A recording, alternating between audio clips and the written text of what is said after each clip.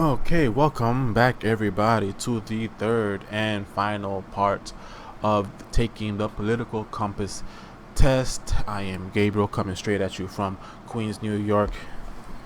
And I got my little one here. It is early in the morning and he is already awake because daddy is awake, so he must also be awake. Alright, so let's continue on with the test. Page 6 of 6. Finally, a look at sex. Sex outside marriage is usually immoral. I don't think sex is a moral or immoral act. I'm going to strongly disagree with this. Sex is a physical function of the human body. You know, people need to have sex. It's not a question of morality at all. A same-sex couple in a stable, loving relationship should not be excluded from the possibility of child adoption. Of course they shouldn't be excluded.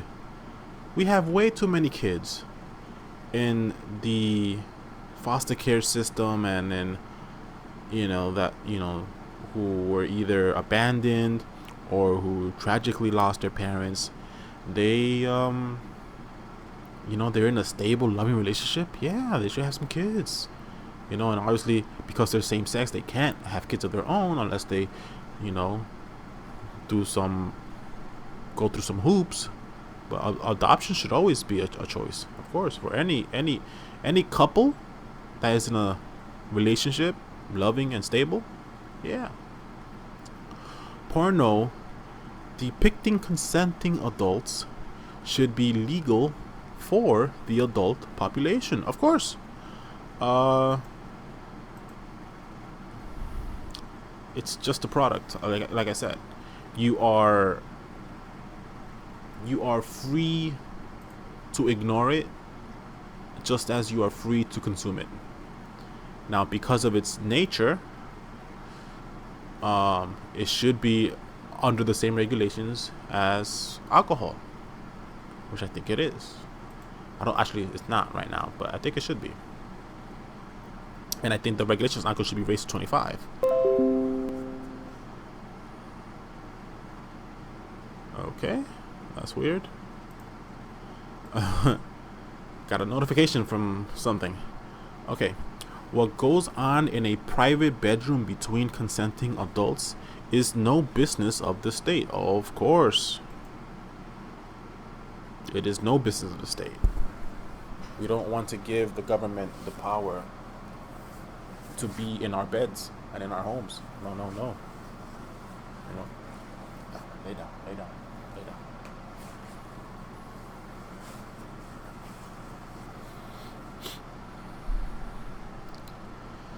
No one can feel naturally homosexual.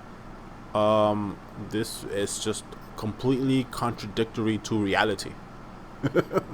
There are millions of people that feel naturally homosexual, so this is just straight up lie.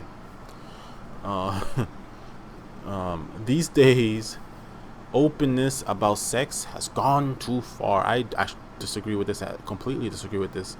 I think sex is still too stigmatized. We need to have more frequent but also healthier conversations about sex. See, the problem with the conversations about sex that we're having now is that they're just degenerate for the most part, right? We need to have healthier conversations about sex, because we're having more conversations about sex. It's just not in a healthy manner,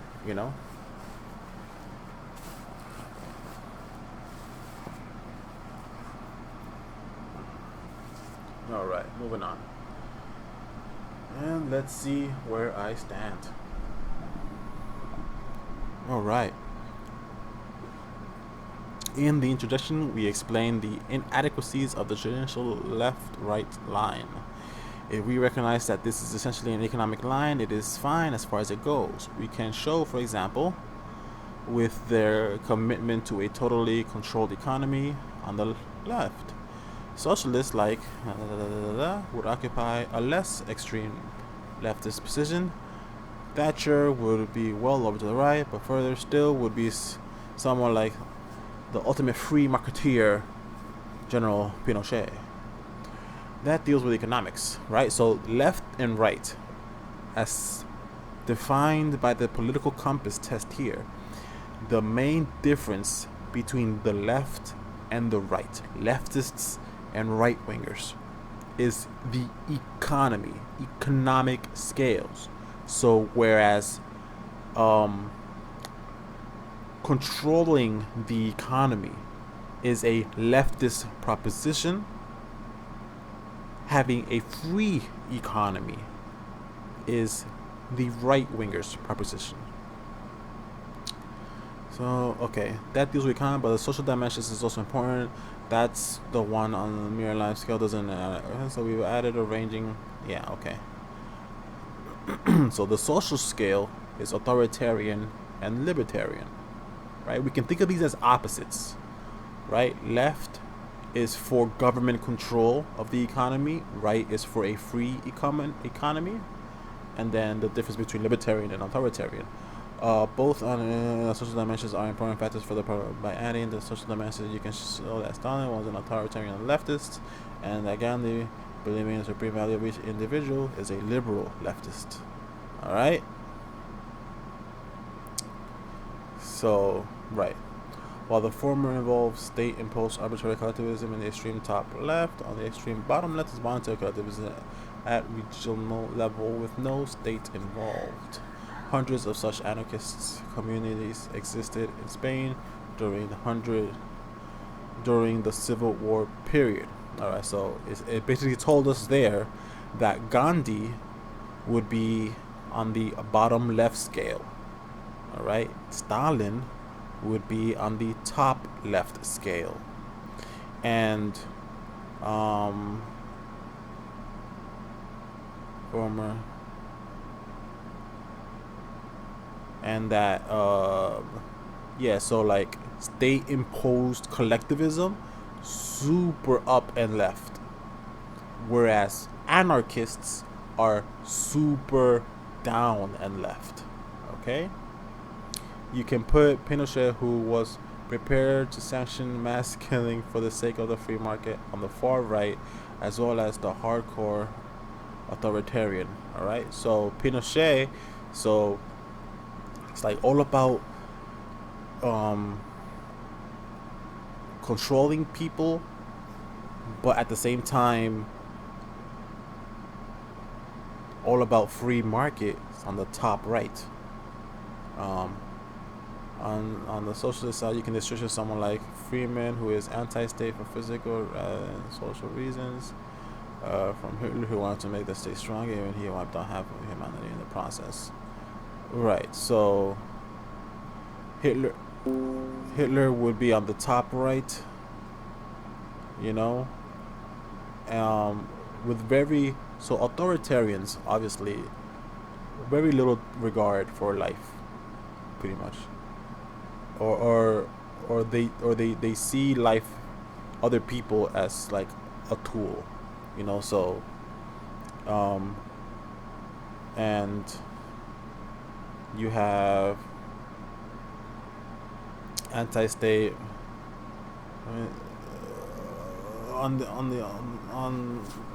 the non-socialist side, you can distinguish someone like Milton Friedman, who is anti-state for physical rather than social reasons. Right. So the Friedman would be on the bottom right. Yeah. So anti-state is on the right, and on the bottom, you know. So he would probably be like, I mean, it'll show me here. Yeah, Freeman would be on the top. Thatcher would be on the top, on the middle. All right. Yeah, so I was pretty head on. I was pretty right on. The usual understanding of anarchism was a left-wing idea that does not take into account the neoliberal anarchism championed by blah blah blah blah blah blah, which couples social right-wing economics. Often their libertarian impulses stop short of opposition to strong law and order position. And economic science, so they are not as extremely libertarian as they are extremely right-wing.